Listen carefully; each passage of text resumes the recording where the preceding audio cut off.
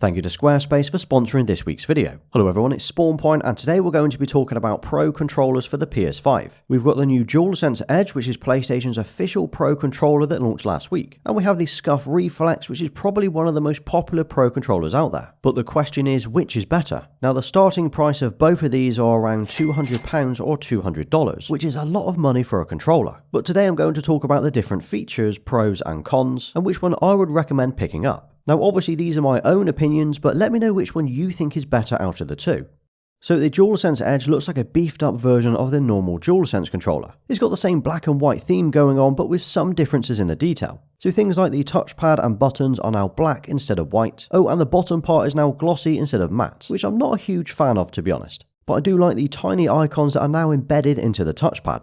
Then there's the SCUF, which again looks like a normal DualSense controller in terms of the overall shape. But the key difference here is you can have any colour combo that you'd like. So I've gone for an all grey theme, but you can customise it however you would like it to look, changing the colours of pretty much every part, something that you cannot do with the Edge controller, well yet anyway. But one feature the SCUF does lack are the PlayStation icons and branding. So there's no PS icon in the middle and no shape icons on the buttons. This to me makes it look and feel like a cheap copy by comparison. The SCUF looks modded, whereas the Edge looks OEM, but I assume this is down to copyright restrictions, which is why we're not seeing those icons.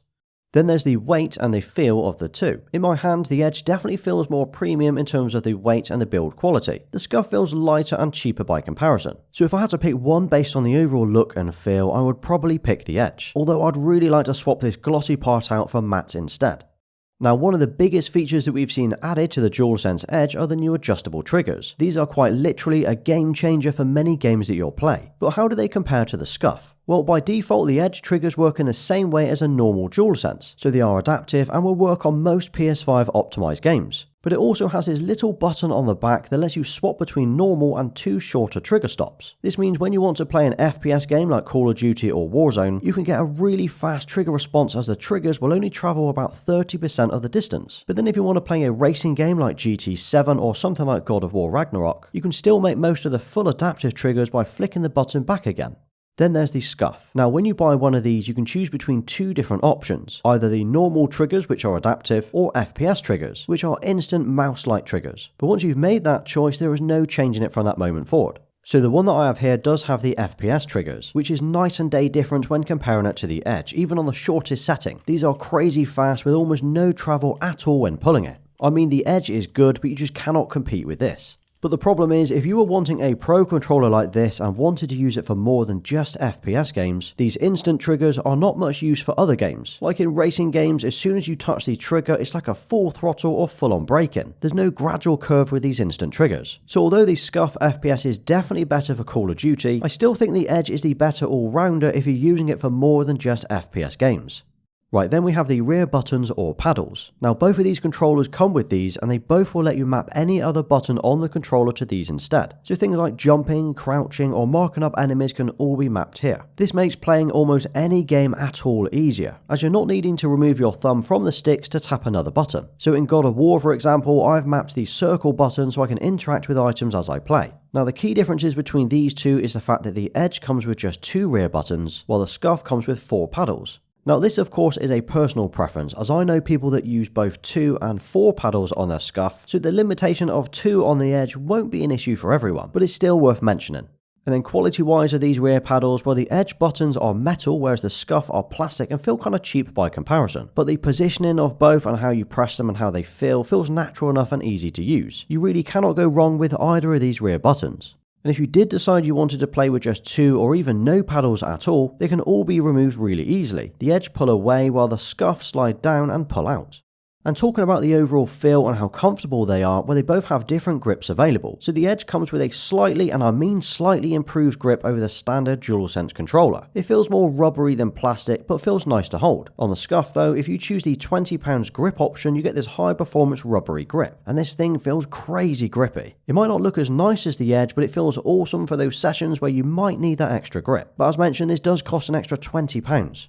Another big feature for both of these controllers are the customization you can make to the thumbsticks. So the SCUF comes with a spare set of sticks you can swap out the height on each side. All you need to do is remove the bottom part and pull the thumbsticks out and they will pull right off. From here you can refit another shape or size. These feel quite cheap but they are easy enough to swap over. Then there's the Edge, and this is on a whole different level when it comes to customizing these sticks. So again, it does come with different caps that can be replaced. There's the default ones and another 2 sets of different heights. Swapping them out doesn't require the fascia to be removed. You just pull on each stick and it will pop off. Then you line them up and you can push the new ones back on, so that's really easy. But that's not the most impressive part, it's the fact that the entire module can be replaced. So we all know that stick drift is a thing. I've not personally suffered from it on my PlayStation 5, but I have on my Switch, so I know what it's like. Well, on the Edge controller, you just need to remove the fascia, lift this little lever, and you can now swap the entire module for about £20. This is a huge advantage, as you don't need to worry about buying a whole new controller for such a small issue. Plus, both modules can be interchanged. Whereas on the SCUF, if you get stick drift, well, you'll need to find a way of repairing it, or result to buying a whole new controller, which obviously isn't cheap. Now when it comes to customizing the button layouts and other features of the controllers, this is another area that sets the two apart. The SCUF will allow you to map any of the rear paddles to any button on the controller. So as mentioned, you could have jump, crouch, or even the trigger button mapped to the back. Then when you tap the paddle, it will act like that mapped button. To save these, you need to use the physical profile button on the back. By tapping through, it will show 3 different colors. We've got red, green, and blue. Each of these are a different profile on the controller. To map a new button, you just need to press and hold the button until it flashes. Then you can press the paddle and the button you wish to remap at the same time. Then press the profile button again and it will save it to that profile. That's as far as the customization goes, but it's pretty simple to do. Then swapping the profiles is a case of tapping through the 3 different colors. On the DualSense Edge though, is on a whole different level. Not only can these 2 rear buttons be mapped, you can also fully customize the entire controller's behavior. So firstly, you will have noticed these little buttons sticking out at the bottom. Well, these are the function buttons. Press this and the options button together and it takes you to the settings area. From here, you can edit the rear buttons. You can also swap out every other button on the controller. So you could swap the circle and the square, or the R1 and the L1, or you could disable the touchpad and the PlayStation buttons from working entirely. All of these changes are then saved to the profile that you create, which can be switched to within a couple of seconds. All you do is press the function button and it will display this little pop-up on the PS5, and this shows you 3 different profiles that you have saved, but you can create up to 30 profiles on the PS5. And then tapping the icon will swap between the different profiles on screen. And it will even show a 1, 2, 3 or 4 LEDs on the touchpad, so you know which one is currently selected. But it's not just the button layouts that you can customize here. You can change the stick sensitivity, curvature and dead zones, so you have full control over how each stick behaves. You can even adjust the trigger dead zones and turn the adaptive triggers off entirely. So from a profile switching and customization point of view, the Edge controller is without doubt the better choice here. The SCUF doesn't even come close.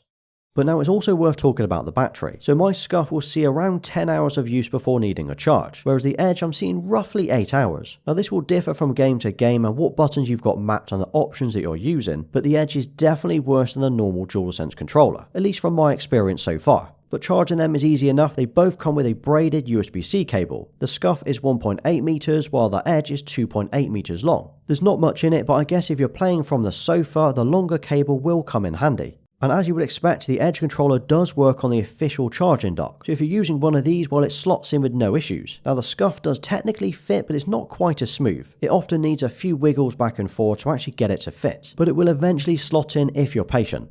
As for the packaging of both, well, they both come with a carry case inside that you can use to store the controller when it's not in use. The SCUF is fabric and pretty small, not much space inside to store anything other than the controller, whereas the Edge carry case has enough room for all of the accessories that are included in the box. Plus it feels more premium and it's a hard plastic case.